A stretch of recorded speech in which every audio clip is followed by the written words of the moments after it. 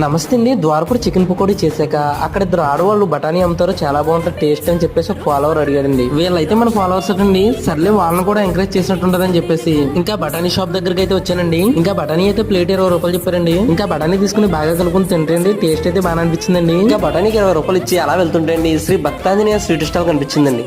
ఇక్కడ చెక్క మిచ్చరి, కారపూస, బూందీ చాలా రకాల ఐటమ్స్ అయితే కనిపించినాయండి. ఇంకా ఎలాగా సాయంత్రం అయిందని వేడిగా తింటాక ఏం బాగుంటాయని అడిగామండి. అక్కడ అయితే చిట్టుగొట్టంగా ఉంటాయండి. అవి అయితే సాధారణంగా ఎక్కడ దొరకని చెప్పేసి అవి ఒక 10 రూపాయలు. దాంతో పాటు ఒక బొబ్బట్ టేస్ట్ ఇచ్చాడండి అబ్బాయి. ఇంకా చిట్టుగొట్టంగా అయితే టేస్ట్ ఎదిరిపోయిందండి. దాంతో పాటు బొబ్బట్ కూడా చాలా బాగుందండి. ఇంకా తర్వాత సండే అయితే చాలా ఐటమ్స్ ఉంటాయని చెప్పేసి సండే వచ్చామండి.